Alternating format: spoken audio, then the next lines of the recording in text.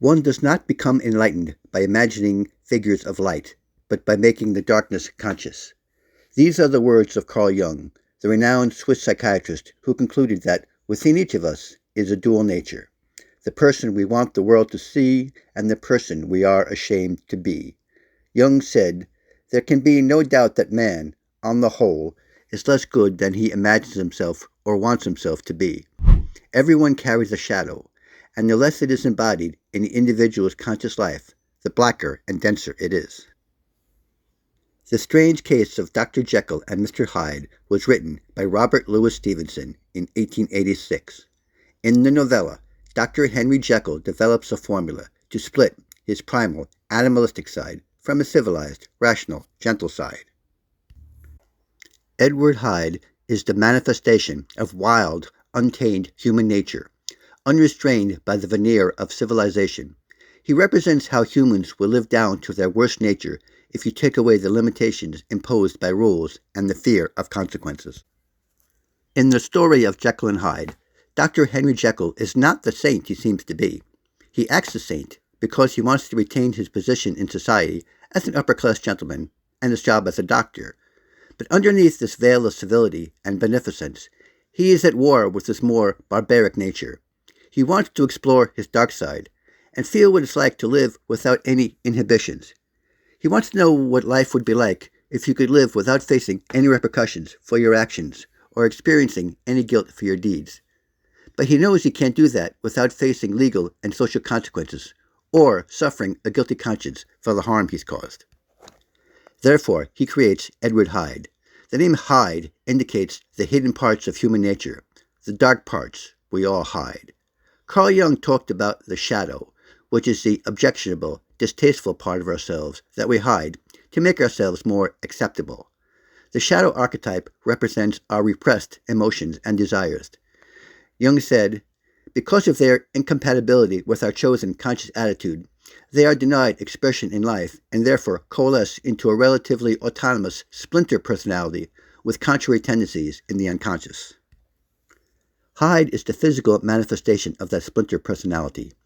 Due to the fact Hyde looks nothing like Dr. Jekyll, it allows him to cause mayhem every night, doing whatever he wants to do, without Jekyll being blamed or even suspected of these misdeeds. Hyde starts out smaller than Jekyll, inferring that evil is just part of a greater whole, but as we learn, it's a powerful part. Since Mr. Hyde is an animalistic creature, he doesn't feel any guilt or remorse about the people he hurts. In fact, he enjoys it. Through Mr. Hyde, Dr. Jekyll gets to indulge in evil without consequences. But Jekyll, unlike Hyde, does have a conscience, and ultimately decides to end the experiment when Hyde commits murder. Jekyll feels he will never do evil again as long as he keeps his dark side bottled up. This is Jekyll's fatal mistake. He doesn't realize that our dark shadows grow the more we try to repress them. Jekyll forgets that the brightest light casts the biggest shadows. The light is bound to the darkness in us, and we should accept that darkness, unless we want to live in self-deception and self-delusion. We need to face our shadow in order to understand ourselves. Only the man willing to go through the darkness can make any further progress.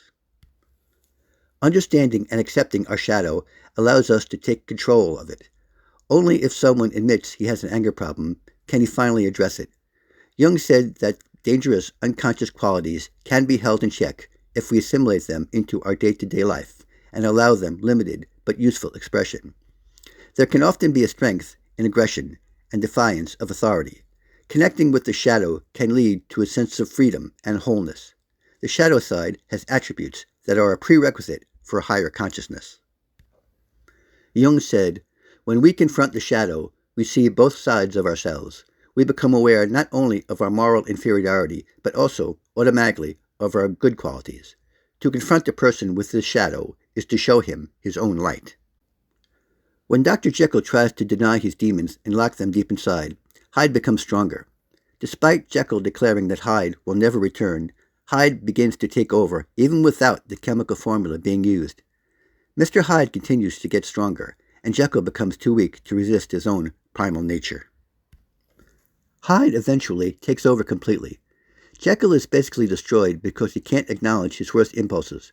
He finds that he can't keep fighting his temptations 24/7, so he eventually gives in to them, becoming Hyde permanently. Humans exist in a never-ending internal struggle of order versus chaos, law versus anarchy, rationality versus emotion, good versus evil. The strange case of Dr. Jekyll and Mr. Hyde is a lesson about how we deceive ourselves into thinking we're better than we are, and only by accepting and taming our dangerous side can we keep it from becoming truly dangerous.